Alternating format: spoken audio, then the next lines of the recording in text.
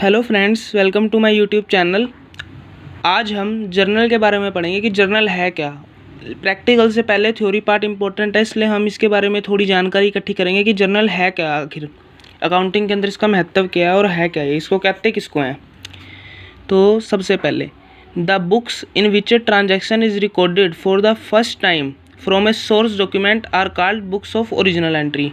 तो इसमें मैं बताया कि कोई भी जो लेन देन की रिकॉर्डिंग होती है सबसे पहले वो सोर्स डॉक्यूमेंट से जहाँ पर की जाती है उसे कहते हैं हम books of original entry.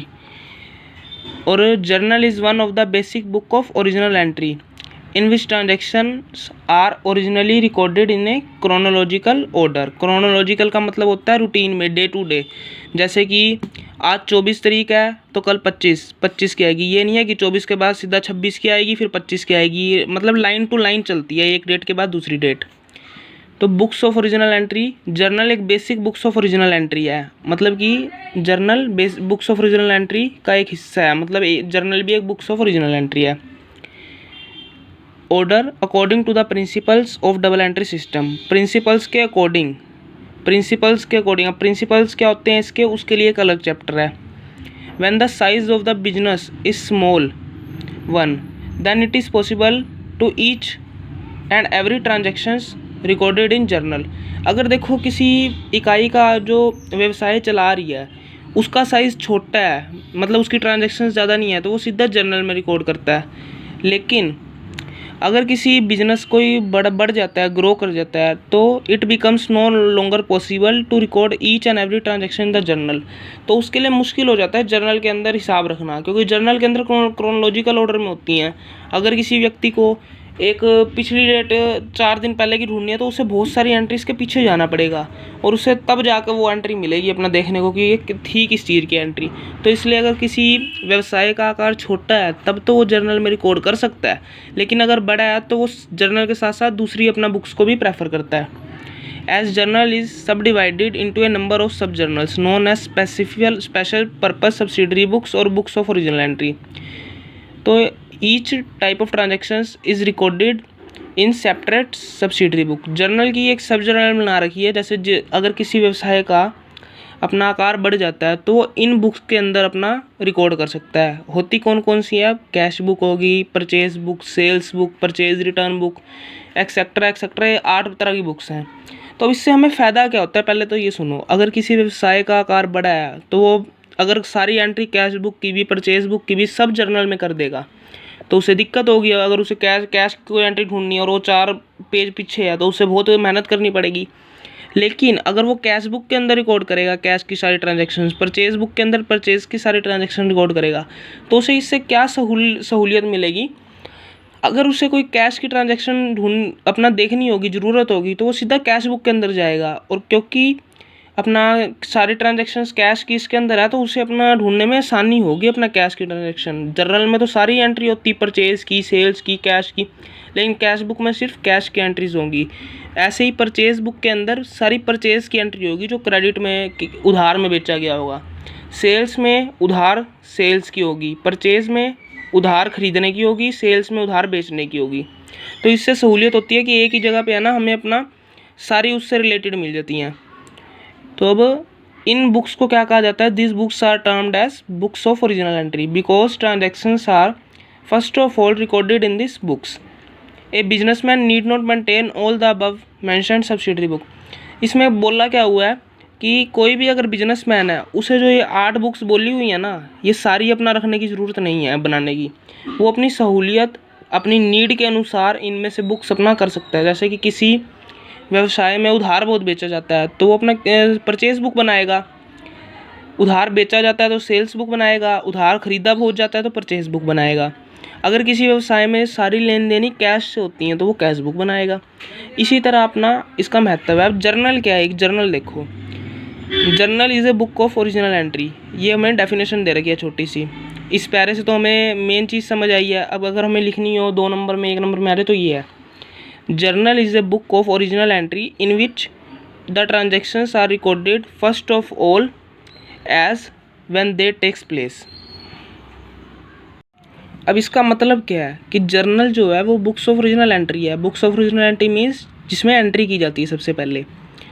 In which the transactions are recorded, मतलब कि जहाँ लेन देन की जो रिकॉर्डिंग होती है सबसे पहले की जाती है, और ये जब वह घटित होती हैं, मतलब कि जब वो अपना होती हैं, जैसे कि आज अब मैंने सेल करी है तो मैं सेल की एंट्री इसमें डाल लूँगा। ये तो नहीं है कि मैं 10 दिन आगे की सेल की डाल दूँगा, 10 दिन बाद होनी है, जब वह घटित होंगी उसी दिन की डालेंगे हम सेल की। आई होप आपको समझ आ रहा होगा। तो अब हम आगे पढ़ेंगे फीचर्स और characteristics of A journal. Journal का मैंने आपको बता दिया, बुक ऑफ ओरिजिनल एंट्री है एक। अब इसके जो फर्स्ट फीचर है वो है पढ़ा, journal is a book in which transactions are recorded first of all as and when they take place. ये तो डेफिनेशन ही होगी जो पीछे करी थी हमने, कि ये अपना एक बुक है जिसमें ट्रांजेक्शन्स सबसे पहले रिकॉर्ड की जाती हैं जब वह घटित होती हैं। For this reason it is called a book of original entry. Book इसलिए इसे बुक्स ऑफ ओरिजिनल एंट्री कहा जाता है। A journal is only a book of primary entry. All the transactions recorded in a journal are subsequently transferred to ledger, which is the principal book of accounts। मतलब कि ये एक primary book है, मतलब इसमें हम पहले रिकॉर्ड करते हैं खाली, इसके आगे का काम जो सारा होता है ना वो लेजर्स में होता है। अपना लेजर्स के अंदर इसकी अपना ट्रांसफ़र कर दी जाती है। हर एक लेजर क्या होती है अब ये भी आगे हम चैप्टर में पढ़ेंगे। तो लेजर वैसे मैं आपको एक मोटा मोटा बता दूँ, खाते होते हैं अलग अलग। जैसे हमने एंट्री करी है अपना purchase account debit to cash account, तो परचेज का अलग हम उसमें बना देंगे, कैश का अलग बना देंगे। उसके अंदर सारी ट्रांजेक्शन्स होंगी, उसमें एक ही जगह पे एक मतलब खाता मिल जाएगा हमें। नेक्स्ट फीचर है इसका, a journal is a daily accounting record. Each transactions are recorded in the journal on the same day. मतलब कि एक डेली की ट्रांजेक्शन्स रिकॉर्ड है, डेली का है पड़ा। इसके अंदर हम जो ट्रांजेक्शन्स हैं वो डेली बेसिस पे रिकॉर्ड करते हैं। ये नहीं है कि अगर हम आज 24 तारीख की ट्रांजैक्शन 26 तारीख को रिकॉर्ड करेंगे, हम 24 की 24 को दिखाएंगे, 26 की 26 को दिखाएंगे, 25 की 25 को दिखाएंगे, और डे टू डे वाइज चलेगा ये। In journal transactions are recorded in a chronological order. इसमें क्रोनोलॉजिकल ऑर्डर्स में अपना ट्रांजैक्शंस का रिकॉर्ड किया जाता है, ये मैंने आपको बता ही दिया day wise. It maintains the identity of each transactions and provide a complete pictures in the same one entry. मतलब कि ये पूरी आइडेंटिटी से रिकॉर्ड करता है ट्रांजैक्शंस को, और उसके हमें कंप्लीट पिक्चर दिखाता है। ये नहीं है कि आधी अधूरा काम कर देगा, पूरी एंट्री को रिकॉर्ड करता है, ये पूरे लेन देन को रिकॉर्ड करता है। A journal records both debit and credit aspects of a transactions. मतलब कि बहुत एस्पेक्ट्स होते हैं लेने और देने के, मतलब इसमें डेबिट क्रेडिट के आगे हम रूल्स पढ़ेंगे ना, प्रैक्टिकल करेंगे तो आपको ये अच्छे से समझ आ जाएगा आगे। अभी के लिए यही समझ लो कि ये दोनों पहलुओं पे काम करता है। जैसे हमने डबल एंट्री सिस्टम पे सीखा था ना कि दो पहलू होते हैं हर ट्रांजैक्शंस के लेन देन के, वैसे ये दोनों पहलुओं पे काम करता है, ये समझ लो। इसका मतलब ये है according to the principle of double entry system, principles के साथ ये करता है अपना काम। Each entry in the journal is followed by a brief explanation of the transactions which is called narration. जो भी एंट्री है ना उसके नीचे हमें एक पूरी जानकारी देनी होती है कि ये ट्रांजैक्शंस किस चीज़ की है, उसे हम नरेशन कहते हैं। A single journal entry is capable of recording more than one transactions involving more than two accounts. Such entry is called compound entry. अब ये कंपाउंड एंट्री क्या होती है, जिसमें हम एक से ज़्यादा एंट्रीज को इकट्ठे रिकॉर्ड कर सकते हैं, वो कंपाउंड एंट्री है। एक ही एंट्री के अंदर वो आ जाती है लेकिन वो ट्रांजैक्शंस एक से ज़्यादा होती हैं। तो इसमें हम प्रैक्टिकल जब करेंगे आगे तो उसमें आपको ये वाली एंट्री भी अच्छे से समझ आ जाएगी। अब ये जर्नल्स के फंक्शंस हम पढ़ेंगे कि जर्नल्स के कार्य क्या हैं हमारे। To keep a chronological record of all transactions, जितनी भी ट्रांजैक्शंस हैं उनका एक day to day wise date wise record रखना, ये जर्नल का एक कार्य है। To analyse each transactions into debit and credit aspects by using double entry system of book keeping. जो भी हमारी लेन देन है उसका पूरा ब्यौरा रखना, उसके दोनों पहलुओं पर ध्यान रखते हुए according to the principle of double entry system. To provide a basis for postage into ledger, ये हमें एक बेस तैयार करता है इससे, क्योंकि हम लेजर में अपना पोस्ट करते हैं। To maintain the identity of each transaction, to maintain the identity of each transaction by keeping a complete record of each transactions at one place on permanent basis. इसका एक ये कार्य है मुख्य कि जो भी ट्रांजैक्शन है उसके आइडेंटिटी को एक कंप्लीट रिकॉर्ड रखना है हमें हर ट्रांजैक्शंस का एक प्लेस पे, और वो प्लेस है जर्नल। इसके नीचे हम नरेशन भी लिखते हैं, सारा कुछ लिखते हैं, तो इसमें एक कंप्लीट रिकॉर्ड आता है। तो ये हैं इसके कार्य। अब हम इसके पढ़ेंगे एडवांटेजेस कि जर्नल के हमारे लाभ क्या हैं, एडवांटेजेस क्या हैं। सबसे पहला एडवांटेज है as transactions in journal are entered as and when they take place. मतलब कि जब भी हम जर्नल में कोई रिकॉर्डिंग करते हैं, जब वह घटित होती है, तो पॉसिबिलिटी ऑफ ओमिशन मतलब कि भूलने की जो पॉसिबिलिटी है, संभावना है, वो ट्रांजैक्शंस की जो होती है वो अपना मिनिमाइज मतलब बिल्कुल कम हो जाती है, नाम मात्र रह जाती है अगर हम जर्नल में रिकॉर्ड कर देते हैं।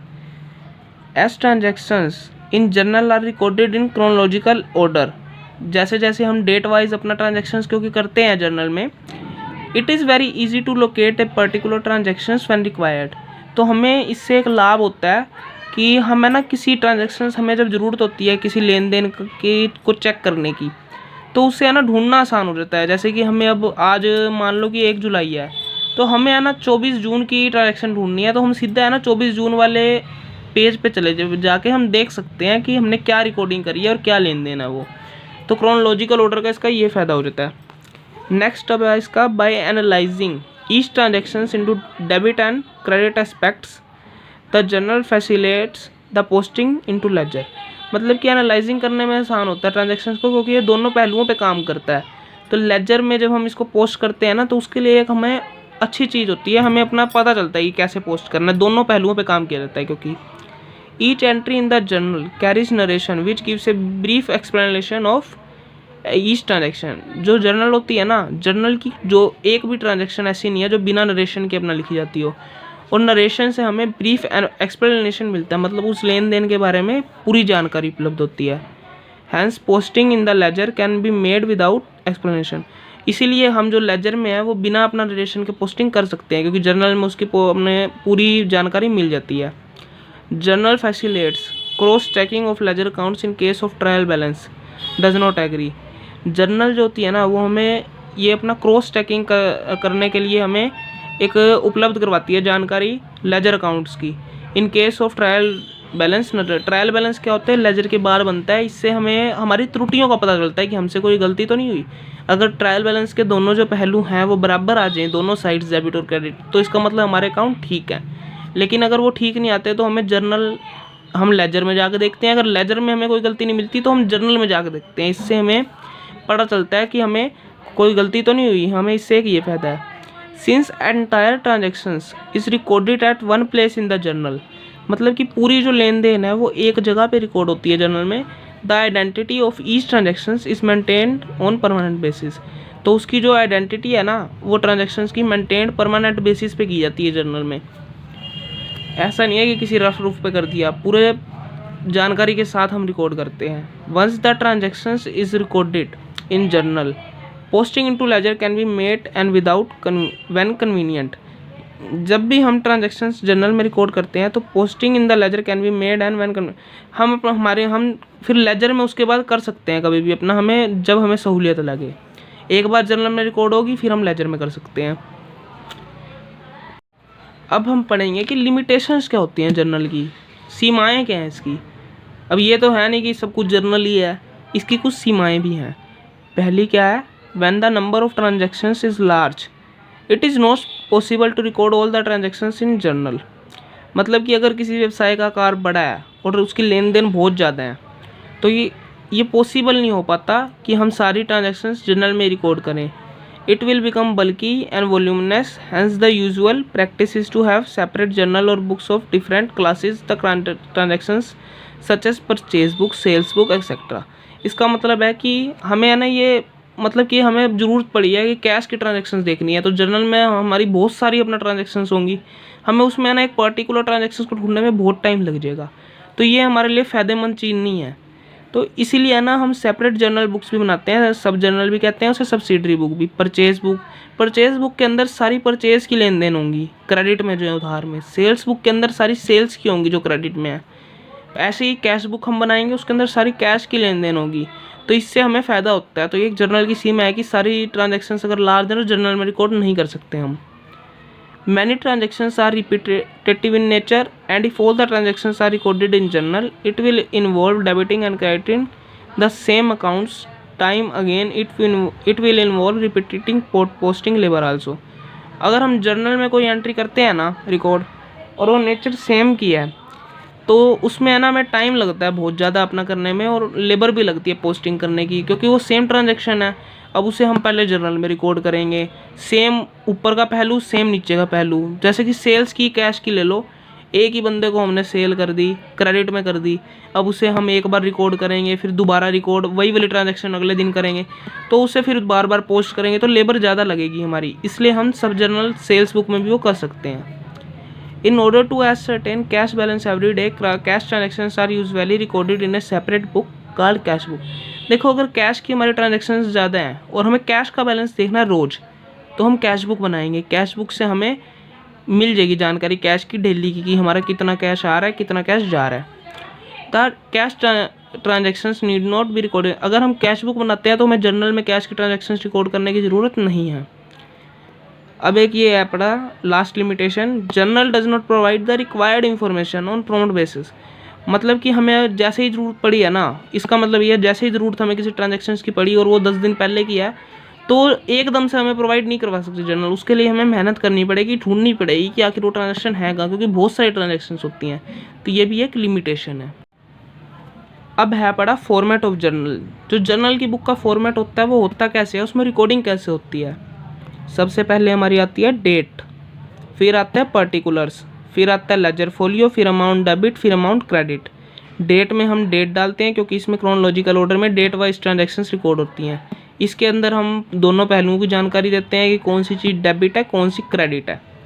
ये लेजर फोलियो है, इसका अभी यूज़ नहीं आएगा हमारा, लेकिन इससे हम लेजर अकाउंट्स में हमारी मदद करता है।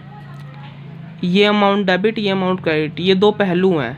एक चीज़ मतलब कि आएगी तो दूसरी जाएगी, इस तरीके से हम इसे समझ सकते हैं कि ये दोनों पहलुओं पे काम करेगा।